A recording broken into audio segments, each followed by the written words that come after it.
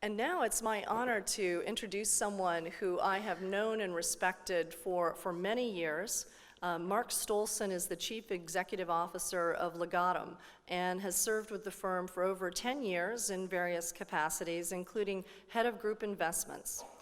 Prior to Legatum, he was a corporate finance and M&A attorney with Akin Gump in Moscow, in Russia, and in Dallas. And he also earned a BA in International Relations from Occidental College and a JD LLM from Duke University Law School. More importantly, perhaps, Mark is one of the most insightful investors and the most socially conscious investors I know. So I think you will certainly enjoy hearing his perspective, and I'd like to invite him to the stage.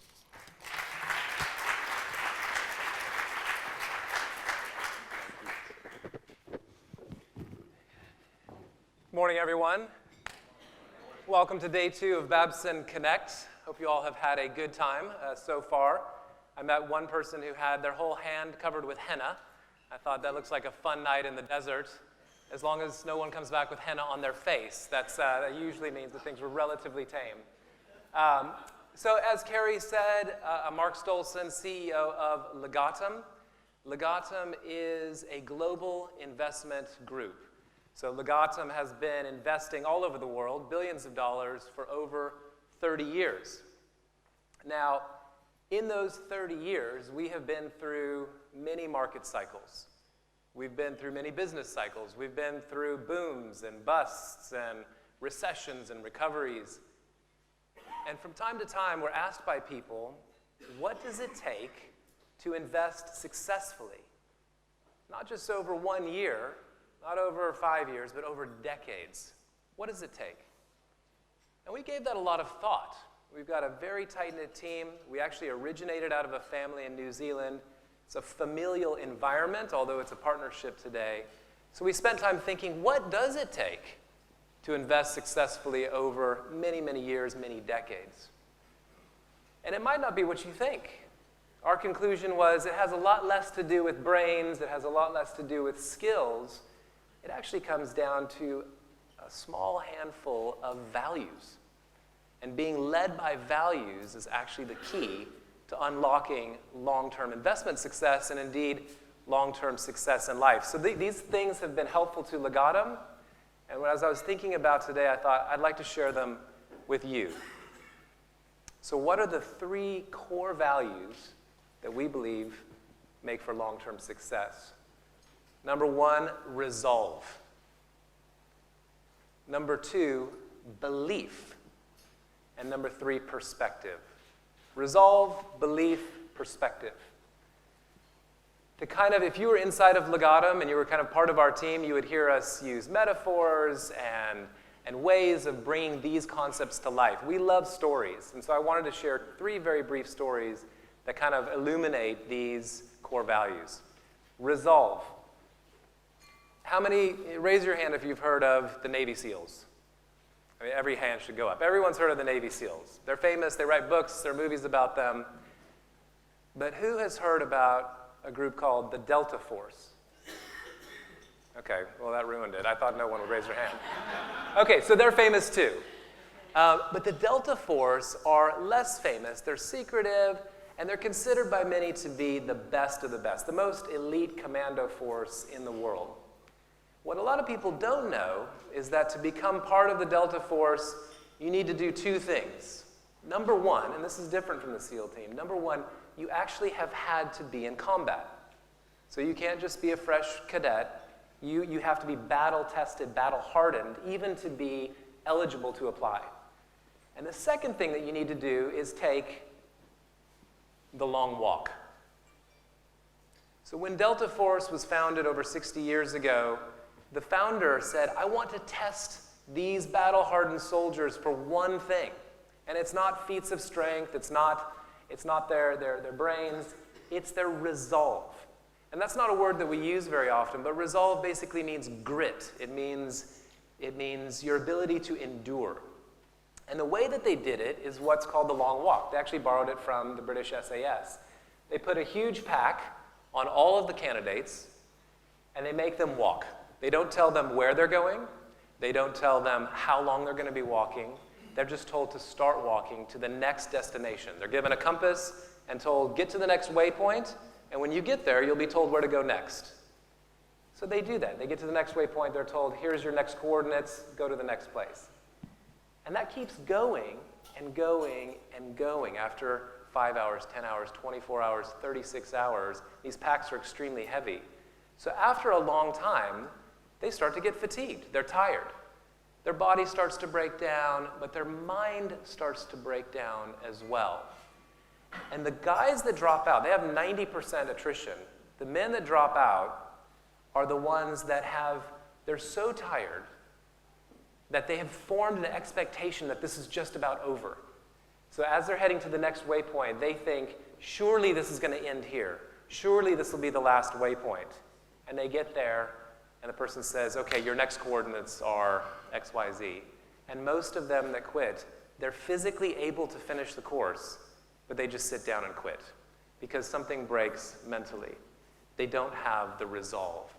So how does this translate into investment? It's relatively straightforward. It's key. Whether you're running a big business, a family business, an investment business, something, or university, something that's meant to endure over time, a lot of it sometimes just comes down to resolve. Just, you don't even know what the destination is. You're just putting one foot in front of another. So that's resolve. The next is belief. I'm tempted to ask if anyone has heard of something called the Stockdale Paradox. Okay, good. That's what I anticipated. Okay, one person. It does exist. And not only does it exist, I think you're going to like this a lot. The Stockdale Paradox has come to mean a lot for us at Legatum. It's not as well known of a story, but it's very powerful, and it's a great snapshot of belief. Stockdale Paradox is named after a gentleman named James Stockdale. He was a fighter pilot. He was shot down. He spent 7 years in a prisoner of war camp in Vietnam. After 7 years of physical deprivation, hardship, physical beatings, lack of food, he survived. But many of his fellow prisoners did not. After his ordeal, he was released. He went back to America. He wrote a book. In the book, he described what was the difference between prisoners that survived and those that perished. And he said it's not what you would think. It wasn't the physical hardship. Those that died from a broken heart. Not what you would expect. And he said again, it was this belief that something's going to change in the short term and not maintaining a long-term perspective. The paradox that's now called the Stockdale Paradox is that in order to endure short-term difficulties or short-term volatility, you have to do two things at the same time. One is you have to maintain a sense of just ironclad belief. Belief that ultimately, not only will you survive, but you'll thrive. Not only are you going to make it, but you're going to flourish at some point. And having that picture in your mind that forms a belief in your long-term victory. But you also have to deal with the reality that's in front of you. He calls this CTBF, confronting the brutal facts. You have to simultaneously confront the brutal facts, deal with the problems that are right in front of you, while never forgetting your belief, never letting go of your belief in your ultimate outcome. So James Stockdale, he was released. He survived. He went back to America. Not only did he become a successful author, he became an admiral in the U.S. Navy and actually ran for vice president of the United States. So he's a perfect example of the power of belief, holding on to that belief and letting it carry you through short-term difficulty. Again, the application to investment is extremely clear. We live in a volatile world. Legatum is a long-term investment organization. We're a global investment organization. So with oil prices where they are today, with China slowing down, with monetary policy running amok, with the U.S. elections getting stranger every day, there are no shortage of challenges out there. How do you make it over the long term? Resolve, belief, keeping your focus. That brings me to our last core value. It is perspective. Keeping your perspective. Okay. Raise your hand if you've climbed a mountain. I mean a tall mountain, not like in Alain. A tall mountain. So Kilimanjaro or higher. Okay. You'll know what I'm talking about. I went on my own long walk a couple years ago. I climbed to the top of this mountain, Kilimanjaro. Absolutely stunning. I did it not just for the challenge, actually did it for a charity that Legatum founded and that we support, and that's incredibly close to my heart. It's called the End Fund, and the End Fund is the world's largest privately funded deworming campaign. So that's a lot of words, but basically 1.4 billion people in the world have intestinal worms. These are diseases that affect the poor, the poorest of the poor. You won't find them in Europe, you won't find them in Japan, you won't find them in wealthy countries. These diseases can kill you. Schistosomiasis, they can cause river blindness, make you go blind, cause you to not be able to walk, and they disproportionately affect children. It's a big problem. It's not one that's talked about. And the amazing thing is that these diseases can be cured for 50 cents. Because the pharmaceuticals, the drugs are free. So the patents ran out a long time ago. These are first world drugs that have been used to eradicate these diseases from rich countries. The drugs are now free. So the problem is, how do you get these pharmaceuticals to the people that need them? We took up that challenge. We did it with partners like the Gates Foundation and others. And last year, the End Fund treated over 50 million people worldwide. So it's a big philanthropic footprint, something important to us. I climbed Kilimanjaro to raise awareness for the End Fund. But unexpected to me, my Kilimanjaro experience taught me something really interesting about our business and about life. If you've climbed a mountain, a tall one, you know that if you go straight from the bottom to the top, you can hurt yourself, right? Your body is not used to the altitude, you can actually die. You get something called high-altitude pulmonary edema, high-altitude cerebral edema. You can die on the mountain. In fact, people do every month, even at Kilimanjaro. So you can't climb straight from the bottom to the top. So what's the solution? You actually just have to go the long way around. And not just going around the mountain, you have to go up and down. Exactly. So, and they have this principle that they call climb high, sleep low. What that means is you climb up high, then you come back down the same day to sleep at a lower altitude. The next day you climb higher, but then you come back down. So the idea is every day you're acclimating to higher and higher altitudes.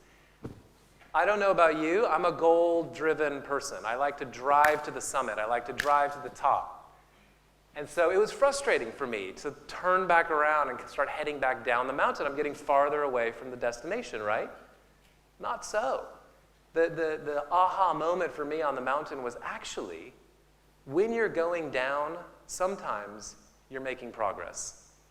And that's true on the mountain, it's true in investment, it's true in life, is that sometimes you feel like you're getting farther away from your goal, but in fact it's in times when you're going down that you're being prepared to handle the altitude at the top of the mountain. So, resolve, belief, perspective, this is the stuff of character, it's the stuff of values, but it's important for businesses. It's been useful for us. I hope it's been useful for you.